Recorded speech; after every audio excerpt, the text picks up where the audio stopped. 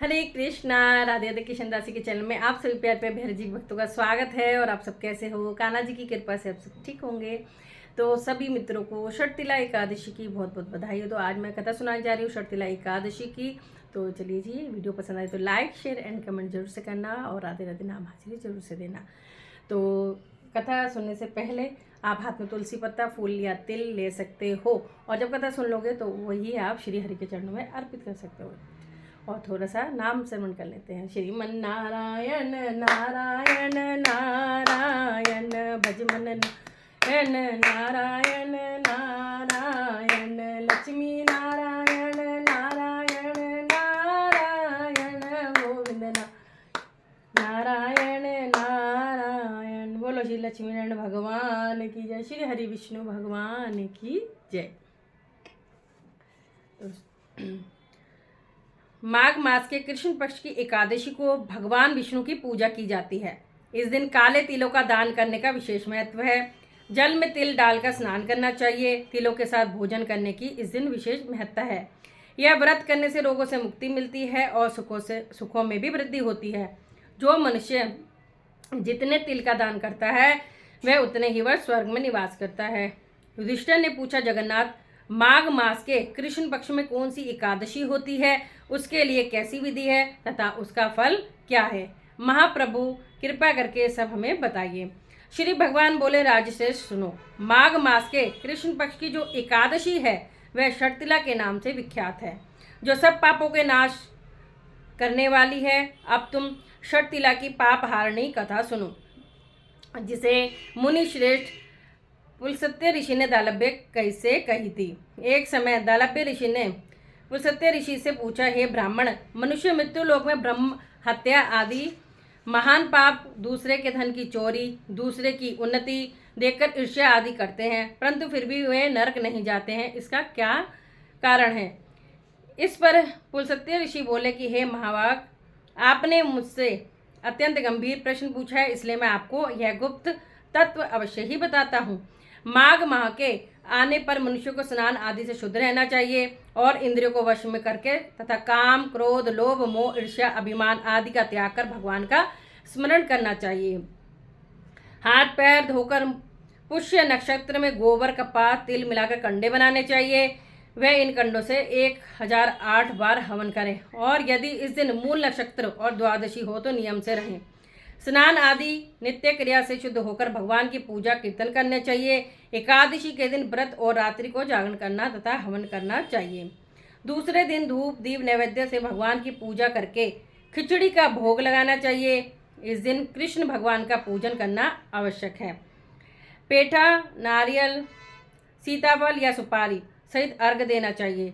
फिर स्तुति करनी चाहिए कि हे भगवान, आप अशरणों को शरण देने वाले हैं। आप संसार में डूबे हुए का उद्धार कीजिए। हे जगत गुरु, आप लक्ष्मी जी सहित मेरे इस तुच्छ अर्घ्य को स्वीकार करो। इसके पश्चात ब्राह्मण को जल भरा कुंभ प्रदान करना चाहिए। ब्राह्मण को श्यामा गाय और तिल पात्र भी देना अच्छा रहता है।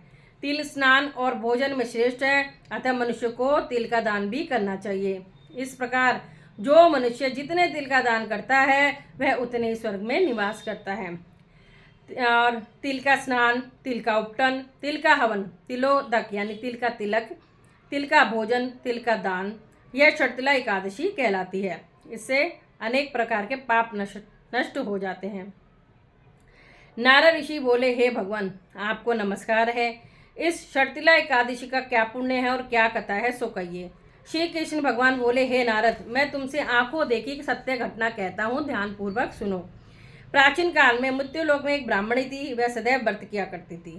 एक समय वह एक महाव्रत करती रही। इससे उसका शरीर अत्यंत दुर्बल हो गया, परंतु उसने कभी भी देवताओं तथा ब्राह्मणों को धन तथा अन्नदान नहीं किया। इस प्रकार मैंने सोचा कि यह ब्राह्मणी ने व्रत आदि से अपना शरीर तो शुद्ध कर लिया है और इसको वैष्णव लोक भी मिल जाएगा, परंतु इसने कभी भी अन्नदान नहीं किया है। इससे इसकी तृप्ति होना कठिन है। ऐसा सोचकर मैं मृत्युलोक में गया और ब्राह्मणी से अन्न मांगा। वह बोली, आप यहाँ किस लिए आए हैं? मैंने कहा, मुझे भिक्षा दीजिए। उसने मुझे एक मृत्यु पिंड दे दिया। मैं उसे लेकर लौट आया। कुछ समय बीतने पर ब्राह्मणी भी शरीर त्याग कर स्वर्ग आई। मृत्यु पिंड के प्रभाव से उसे एक आत्मग्रह मिला, परंतु अपने वस्तुओं से शून्य पाया। वह मेरे पास आई और बोली, हे भगवान, मैंने अनेकों व्रत आदि से आपकी पूजा की है, परंतु फिर भी मेरा घर वस्तुओं से शून्य क्यों है? मैंने कहा, तुम अपने घर जाओ, देव स्त्रियां तुम्हें देखने आएंगी। जब तुम उनसे शर्तिला एकादशी का पुण्य और विधि सुन लो, तब ही द्वार खोलना। भगवान के वचन सुनकर वह अपने घर को गई, और जब देव स्त्रियां आकर द्वार खुलवाने लगी, तब ब्राह्मणी बोली कि यदि आप मुझे देखने आई हैं तो शर्तिला एकादशी का महात्म्य कहिए।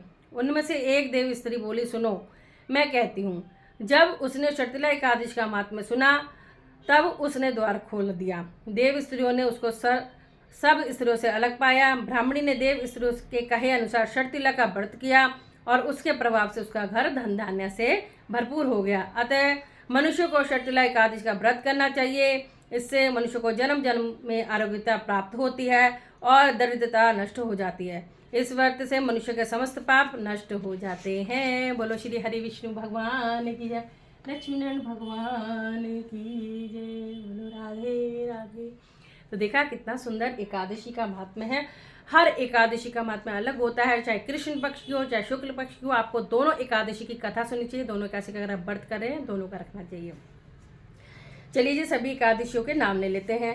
उत्पन्ना एकादशी, मोक्षदा एकादशी, सफला एकादशी, पुत्रदा एकादशी, शर्तिला एकादशी, जया एकादशी, विजया एकादशी, अमल की एकादशी, पापमोचनी एकादशी, कामदा एकादशी, वरुथनी एकादशी, मोहिनी एकादशी, अपरा एकादशी, निर्जला एकादशी, योगिनी एकादशी, देवशयनी एकादशी, कामिका एकादशी, पुत्रदा एकादशी, अजा एकादशी, परिवर्तनी एकादशी, इंदिरा एकादशी, पापानकुशा एकादशी, रमा एकादशी, प्रबोधनी, पद्मनी और परमा एकादशी।